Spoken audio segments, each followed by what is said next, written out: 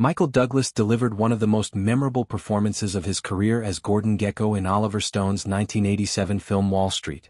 The character, a slick, ruthless corporate raider who famously declared that greed is good, became an instant icon of 1980s excess and ambition. Douglas's portrayal earned him an Academy Award for Best Actor, cementing his status as a leading man capable of complex, morally ambiguous roles. Yet behind this triumph lies a challenging production story, one that Douglas recently revisited in detail, a moment when director Oliver Stone delivered brutally honest feedback that shook the actor's confidence midway through filming. In a candid interview with TCM's Alicia Malone, the now 81-year-old Douglas opened up about the incident, which occurred roughly 2 weeks into production. The exchange took place in his trailer, a private space where actors often retreat between takes. Stone knocked on the door and asked to come in for a serious conversation. Douglas, sensing something was off, invited him inside. Stone sat down and began with a seemingly concerned question. "You okay?" Douglas replied that he was fine. Then came the follow-up, "Are you doing drugs?" When Douglas assured him he wasn't, Stone delivered the devastating line, "Because you look like you've never acted before in your life." Those words hit hard. Douglas, already an established star with a track record of strong performances, found himself questioning his work. He admitted that at that point he had deliberately avoided watching the daily footage, known as dailies, because he tended to fixate on flaws rather than strengths. He explained his philosophy, "I don't like to look at the dailies because I'm one of those guys that always sees what's wrong or what's not going to be in the film, so I don't pay attention to the dailies." But Stone's criticism left him no choice.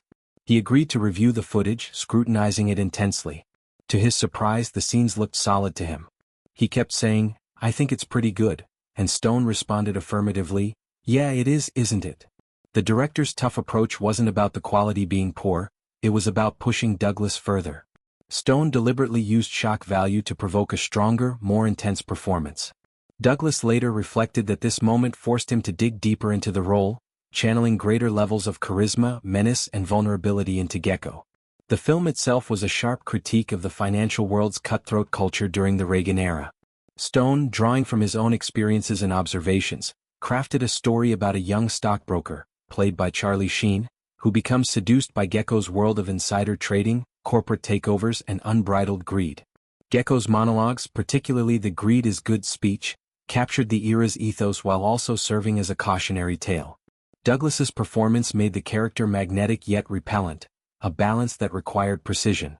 Douglas praised Stone for his willingness to be the bad guy on set if it meant elevating the work.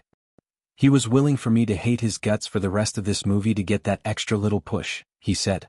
This dynamic, tense but ultimately productive, helped Douglas deliver the Oscar-winning turn.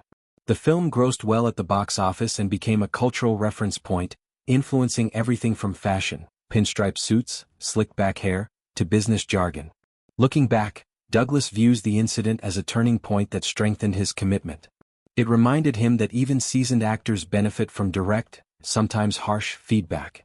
Stone's method, while painful in the moment, extracted the raw intensity needed for Gekko to feel authentic.